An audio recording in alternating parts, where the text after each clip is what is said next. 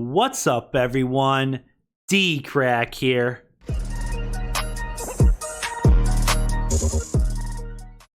So guys, the first thing I want to say is I'm sorry. I want to apologize for the lack of uploads here on my main channel. Here, DKRACK. I really don't have an excuse. But I haven't just been being lazy, guys. Excuse me. I've been for any of you guys who don't know, I created a gaming channel about a week ago, right here, DKRACK Games, and I've been working on playing the game Outlast, and it's a lot of work recording the game footage, and then I gotta edit the game footage and try to upload it. So I've been trying to get some content on my gaming channel, DKRACK Games, and thank you so much, guys. We're already up to 934 subscribers on my gaming channel, and I have part 1, 2, and 3 of Outlast. So if you're interested in checking out my gaming channel, DKRACK Games, I'll have a link right down below. Go subscribe, leave a like, watch a couple of the videos. Part 4 is coming out soon, I promise. I would appreciate it. So I just want to give you guys a little update. For any of you who just watch my main channel here, DKRACK, and just watch my reactions and stuff. Yeah, the reason I haven't been uploading reactions as much is because I've been trying to work on the gaming videos a little bit. So I do apologize. Hopefully I'll be able to upload some more reactions here soon. But I wanted to react to a new Mr. Nightmare video. I know he has like 4 or 5 new videos that I haven't reacted to. So this one says 3 true Ding-Dong ditch horror stories. So like always, I'll have a link to the original video down below. Make sure and go check out Mr. Nightmare. If you're new to my main channel here, make sure and subscribe. We're slowly working our way up to 40,000 subscribers. Leave a like on the video, all the good stuff. But let's go ahead and check out 3 true Ding-Dong ditch horror stories. All right, guys, let's go.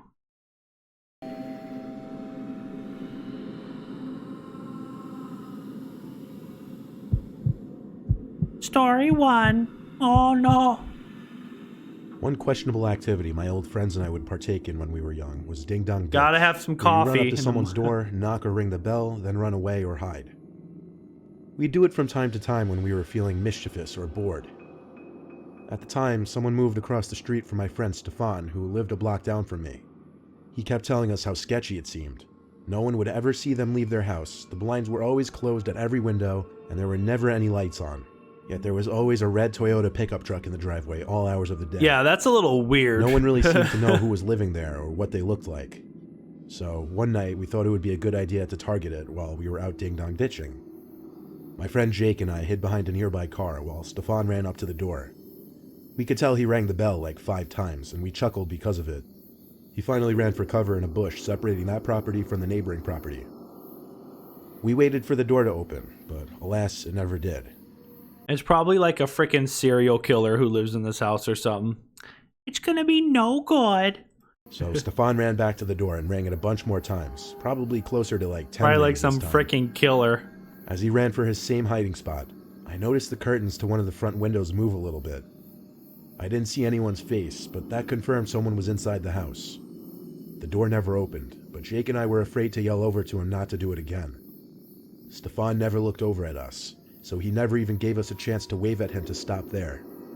He waited half a minute before going back to the door, but I swear before he could even ring the bell, the door pulled open, and all Jake and I saw was someone's arm reach out from the house to grab Stefan. He screamed a high-pitched scream like a girl. Jake and I looked at each other with horrified looks on our faces. Stefan managed to break free from the grip, and continued screaming as he ran past us across the street to his house. Thank God. The front door to the house slammed shut. He was able to escape. No one came out chasing after us. We followed Stefan to his house, and as soon as we got inside, I told him that was a horrible idea. Now that person would know they were neighbors. But he said he didn't care. He told his parents about it, who at first were mad at us, but sounded a bit concerned after some explaining about the aggressive way the man inside the house tried pulling him in. Still, neither of his parents wanted to go knock on the door, considering we were ding-dong ditching after all. I was gonna say the parents should go talk to the guy and have him apologize. His parents always complained about us being too loud after they went to sleep, so we hung out in his backyard. We were playing Pokemon on our DSs for a while and talked more about what happened across the street. Don't tell me the dude that they knocked on his house that tried to grab Stefan or whatever his name is. Don't tell me that dude like comes over and starts knocking on their window or tries to break into their freaking house. Oh no. He said he didn't see much of the man's face and he was pretty well hidden behind the door, but he could tell it was a man by his veiny hands and strength. The man grabbed him by the collar of his shirt, so Stefan was able to free himself from the man's grip pretty easily. At some point while in the yard, I remember hearing a thump kind of noise. But I didn't even feel like it was worth bringing up to Stefan. I just made a mental note of it, and maybe he did too. He's out in the freaking backyard, bro. Eventually He's in the got backyard. too chilly to sit outside anymore, and we were getting a little tired, so we went back inside. We noticed it was a lot chillier on the first floor than it had been before we went outside. Stefan realized why fairly quickly. The sliding dining room window was open all the way, and a breeze of cold air was pouring in. But his parents definitely didn't open the freaking window's open. Right. No. Guys, let me know down below in the comments. When it comes to... I'm like paranoid. I'm not going to lie. When I was a little kid or when I was younger, I had like a... I mean, I wasn't like terrified or thinking about it all the time, but there were times when I was probably between the ages of 8, 9, 10, 11 that when I went to bed, I would always shut my bedroom door because I was convinced that someone was going to try to kidnap me while I was sleeping. And even to this day, about once a day, well, maybe not every day, because if I know the windows are locked, they should stay locked. But I'd say once every couple days, I'll go around my whole house and make sure that all of my windows on the lower level are locked. And when I go to bed, I always make sure the front and the back door, both locks are locked on the door. I'm not about to have some creepy ass guy or some killer come into my house while I'm sleeping. And, well, no one's going to kidnap me. I'm 26 years old and I'm a pretty big guy. But when I was younger, I always thought someone was going to kidnap my ass.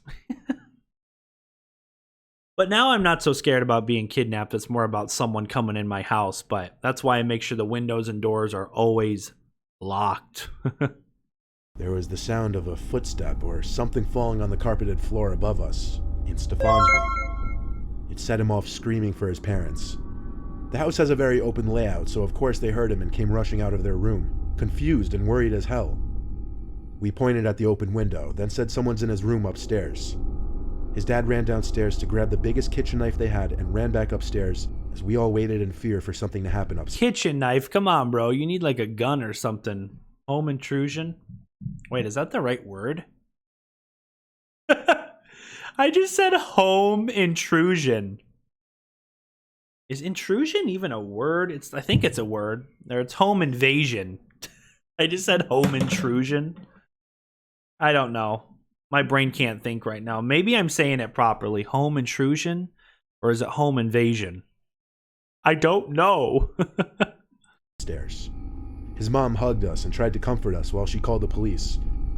Stefan's dad started to scream. Not like a scared scream or a scream out of pain, but more so an angry scream. We waited downstairs until the cops showed up, and they went up to Stefan's room. What actually happened is so disturbing. As anyone could guess, the break-in point was the window. Stefan's dad checked his son's room. Yep, the window. Gotta make sure the window's locked. Upon opening it, someone tried to lunge at him, but he immediately got one good stab in the person. What we found out minutes later was that it was the neighbor from across the street. The dad stabbed How we him? knew was because Stefan instantly recognized the white sleeves he was wearing and the scabs on his hand. The man was as scary looking as we imagined. Stefan's family got a restraining order against the man and refused to live across the street from him any longer. They moved within a few months to a house in the same town.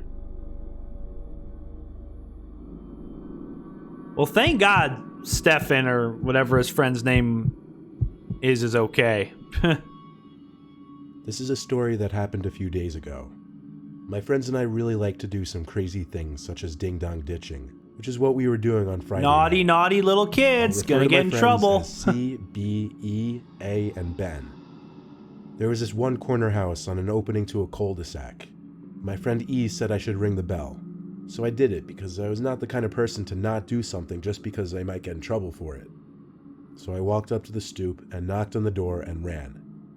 We ran maybe 3 houses down behind a car so we could still get a good view of the house we just did. The guy came outside, walked around, and I think spotted either myself, E, or Ben. So he screamed "hey" at us, and we ran like normal if this happened. We all laughed it off like we usually would. Then we all agreed like a bunch of idiots that we would do the same house again. So we walked around the street to the house, and we all... That's your mistake right there. When I was younger, I personally never did this. I never ding-dong ditched or whatever you want to call it. But if I would have done it with friends or by myself, that's probably something I wouldn't have done. You shouldn't do the same house twice. Because after you do it the first time, the person comes out, opens their door, looks around or whatever. You go do it again, they're already awake. They're up. They could be waiting by the door, looking through their window. Go to another house. If you're going to be a naughty-ass little kid going around ringing people's doorbells, then go to different houses. Don't harass the same person over and over. We all debated who should ring. I didn't because I just did like the last 3 houses. So we all agreed Ben should do it. So there went Ben up to the door, knocked, and ran.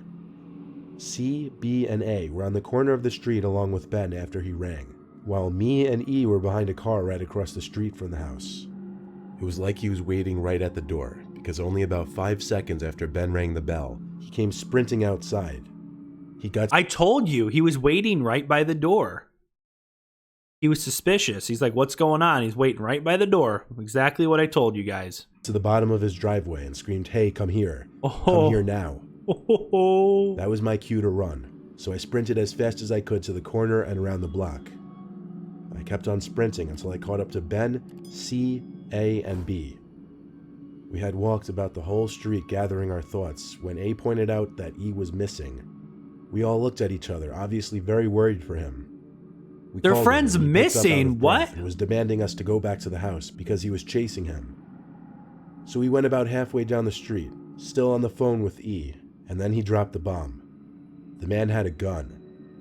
We knew this because E said he heard the man scream, "I'm gonna blow your fucking brains out." I actually began to tear up. Okay, dude, chill the hell out. This grown-ass adult dude who said, "I'm gonna blow your head off." Come on, dude. I understand you might be a little pissed off, or it's an inconvenience, or a little annoying. You have a group of young-ass kids going around ringing your doorbell. But, dude, it's not that freaking serious that you need to have a gun on you and pretty much threaten to kill someone over them ringing your doorbell. Time to chill, bro. Daddy, chill. We were all very worried for Gosh, this dude needs to chill after about 5 out. minutes of E telling us to go back to the house, we made it to A's backyard and waited for E to make it back. He was saying he was very close, so we walked out of the backyard and there he was. We all hugged him and were so grateful he was okay. We all went to A's backyard afterwards to talk about what happened. The first thing E said was that he got the whole thing on video, so he showed us.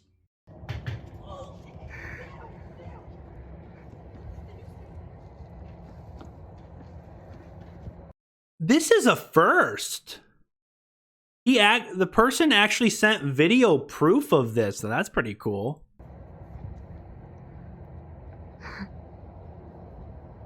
Hey, come here now. Come here now. Oh. Come here. Oh my God.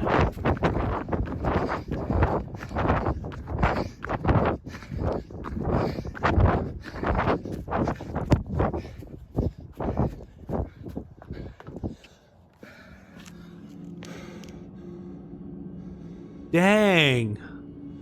There's actual video. So what happened that I was completely unaware of was that when I ran away from behind the car, the man started chasing me. Then E apparently got up and ran the opposite way, kind of putting the man in a pickle as to who he wanted to go after. He chose E, and he ran from him almost all the way down the street before hiding under a car until he felt it was safe to run back. This was the most insane night of my life, and I couldn't thank E enough, because if it weren't for him, who knows what that guy would have done to me if he had caught up. Dang. Story 3. I was a very sheltered child, and I didn't really start going out until college, really. High school, I kind of never really went out much, so when the opportunity to do something slightly rebellious came about, I would jump on it. My cousin Rob, who was infinitely cooler than me, would hang out with me in my days before college. He'd always be down to go out and get into trouble. There was this one time he called me and told me to meet him at his house. We'd be going Ding-Dxng. I brought along my flashlight just because it was dark and there weren't many streetlights in my old neighborhood. He also brought along 2 walkie-talkies and handed me one. Houses were also a little further between than your typical suburb. Rob led the way down the road, yelling things, hitting stop signs with his hands. He always had a lot more energy than me. We veered off the street and cut through some trees onto someone's property. Yeah, your friend's energy is gonna get There you. was nothing but Gonna a get single you guys in walkway trouble. left. No lights on inside or outside the house. Rob told me to run around back and wait for his signal to ring the backyard bell. He was trying to make the homeowner run back and forth, not knowing where to go. We tested the walkie-talkies and they were all good. I waited in the backyard of this property. It was extremely dark and quiet. That's a creepy looking house. To be honest, no. I was really scared. Rob gave the go-ahead to ring right after he rang the bell a bunch of times. I rang it twice, then ran for cover behind a bush. I waited in that bush and walkie-talkied Rob, seeing if anyone had come out front. Negative. I told him it was looking the same in the back. After a minute, he told me to go to the back door. I looked into the huge back window to see if I could see inside. There was this tall-looking piece of furniture right in front of the window, and there was this red flashing light in one corner of the room. That was about all I could see. Rob rang the bell a bunch of times again. I heard it from where I was crouching. It was my turn. I rang the bell a couple times, which, yes, had a different sound, so you could distinguish the two. I ran back to my bush and waited again. Rob said over the walkie-talkie that nothing was happening. It was the same on my end. Why wasn't anyone answering? But I did think I could see something moving from inside the window, though.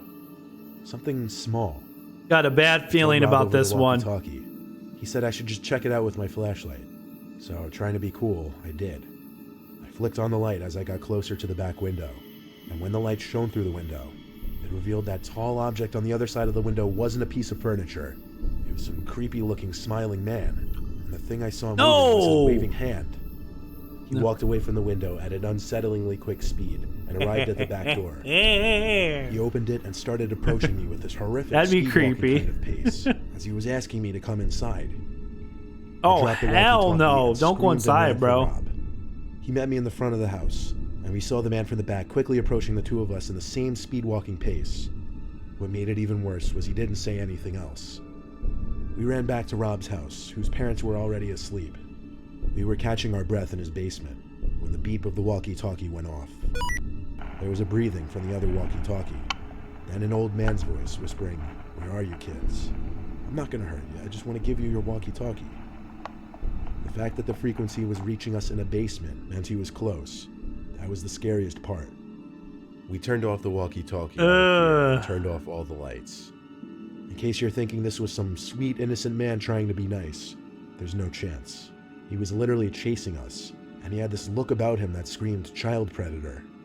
Oh, we were young, no. but we were definitely smart enough to realize he may have been after us because of our age. We never told our parents, though, because they would have grounded us just for going out ding-dong-ditching. It was just a disturbing memory we'd have to deal with. We were lucky we got away okay, though. Dang. What did we learn in this video, guys? Don't ding-dong ditch. You're probably going to get chased by some creepy-ass killer or some person you don't want to be chased by. But guys, that was 3 true ding-dong ditch horror stories. Like I said, make sure and go check out Mr. Nightmare's channel. Love his channel. If you enjoyed this reaction and you made it this far, make sure and hit the subscribe button. Leave a like, leave a comment down below.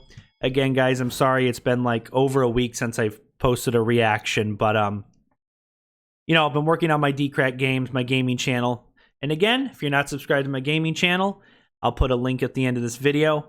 Thanks for watching, guys, and until next time, peace.